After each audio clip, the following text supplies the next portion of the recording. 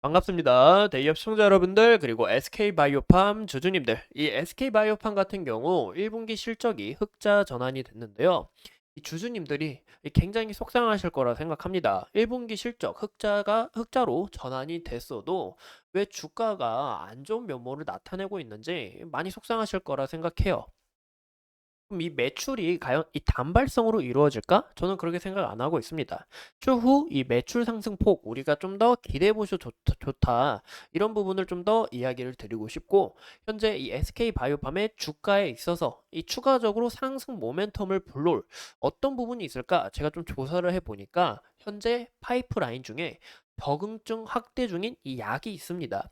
이 약 부분에 있어서 모멘텀이 추가적으로 불러오지 않을까라고 저는 추측을 해보고 있는데요. 현재 이 환자와 시장 규모 전망에 대해서 우리가 함께 알아보고 이 SK바이오팜 주주님들 오늘도 화이팅 하시고 제 영상 끝까지 시청해 주시고 좋아요와 구독도 같이 함께 해주시면 감사하겠습니다. 그럼 같이 바로 알아볼까요? SK바이오팜의 1분기 실적을 보면 제가 저번 영상에서도 말씀드린 것처럼 이 세노바 메이트로 인해서 이 매출폭과 영업이익, 당기순이익도 굉장히 긍정적일 거다라고 이야기를 드렸습니다. 이 매출액도 보시면 전년 동기 대비해서 87.5% 그리고 영업이익과 당기순이익도 흑자로 전환된 것을 우리가 확인해 볼 수가 있습니다. 근데 저는 이 굉장히 좀 큰 이벤트라 생각을 해요. 그 이유가 SK바이오팜이 처음으로 2분기 연속 흑자를 달성한 부분이기 때문에 굉장히 긍정적으로 보고 있고 이 앞으로 3분기, 4분기 뭐 1년, 2년 이 매출폭이 계속적으로 흑자를 유지할 수 있는지 이런 부분을 좀 더 눈여겨보시는 게 어떨까라고 생각합니다. 하지만 이 부분에 있어서는 이 단발성으로 끝나는 게 아니라 좀 매출폭이 지속적으로 좋아지지 않을까라고 추측을 해보고 있는데요. 그 이유가 이 SK바이오팜의 파이프라인 중 하나인 이 세노바 메이트가 현재 미국 실적 1위를 목표로 진행되고 있기 때문입니다.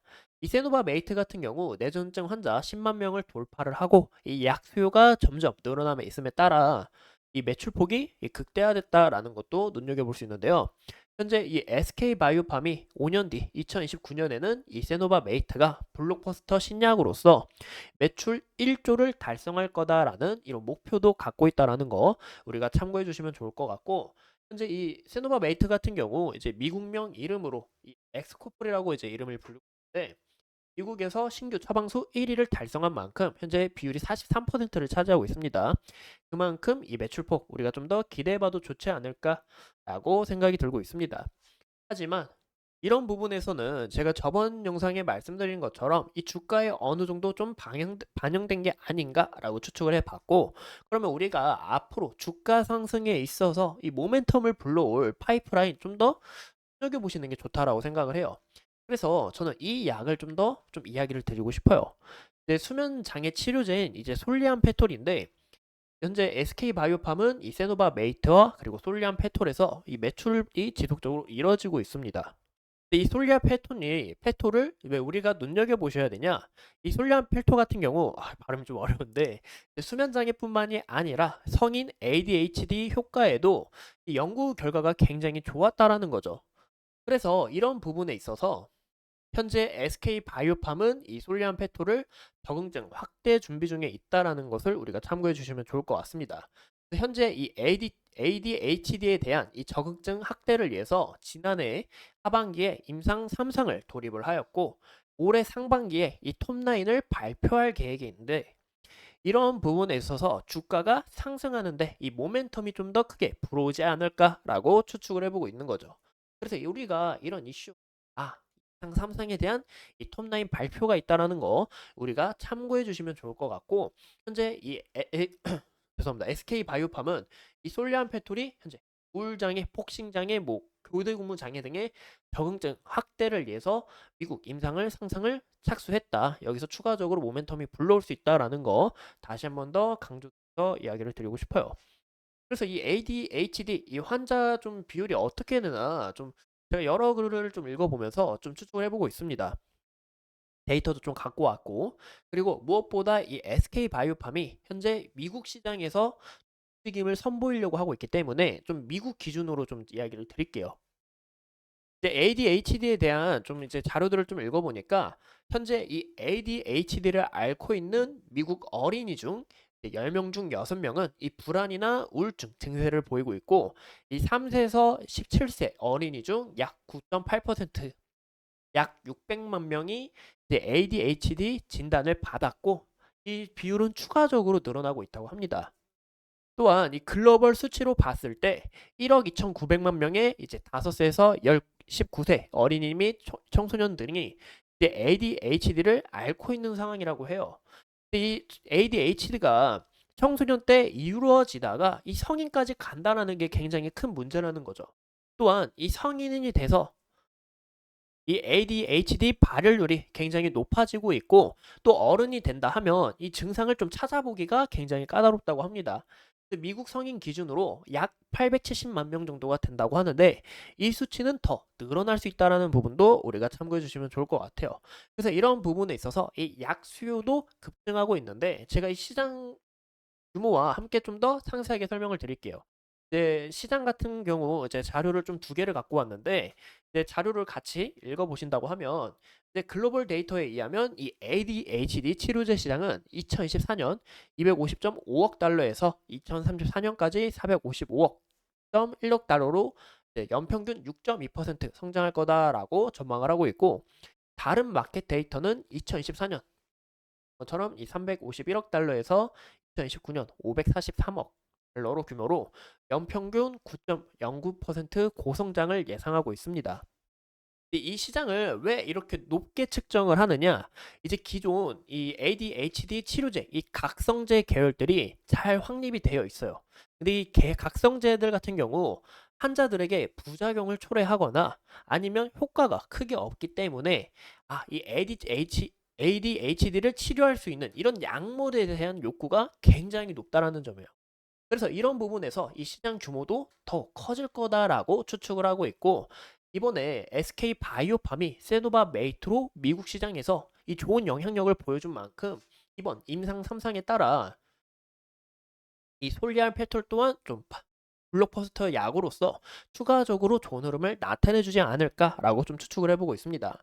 그래서 저는 이 SK 바이오팜 굉장히 기대가 된다라고 볼 수가 있을 것 같고 우리가 이 차트를 같이 보신다고 하면 이 SK 바이오팜 같은 경우 금일 실적이 좋게 나왔어도 이렇게 음봉으로 전환된 부분에 있어서 저도 너무 속상하고 이제 주주님들도 많이 속상하실 거라 생각합니다.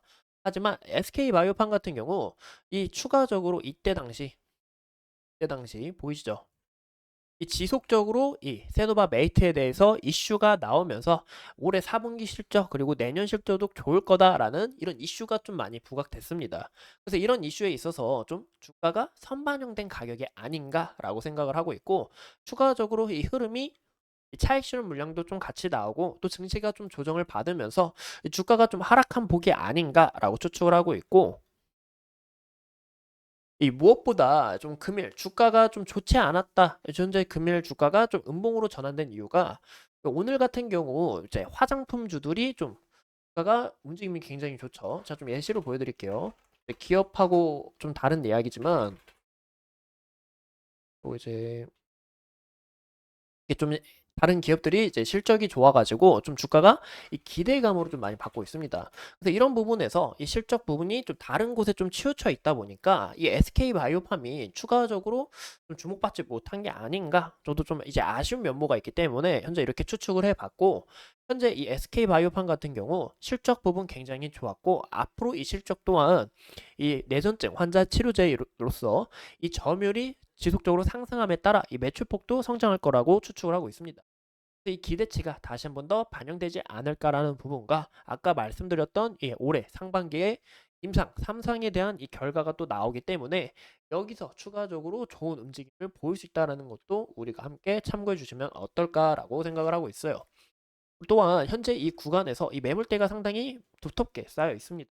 이 물량을 소화하는 과정에 있어서 좀 주가가 떨어진 요인이 아닌가라고 추측을 해보고 있고 현재 이 구간에서 보이시는 것처럼 제가 저번에도 말씀드렸던 이 구간 때 매물대가 지속적으로 부딪혔던 때 이 구간을 좀 지지를 받고 좀 주가가 올라가는 과정이 좀 중요하다라고 이야기를 드렸는데 현재 구간에서도 이 구간 좀 저항을 크게 맞는 것을 우리가 확인해 볼 수가 있고 이 구간을 좀 돌파하면서 좋은 흐름을 지속적으로 이어나가야 추가적으로 이 SK바이오팜이 크게 주목되지 않을까라고 추측을 해보고 있습니다.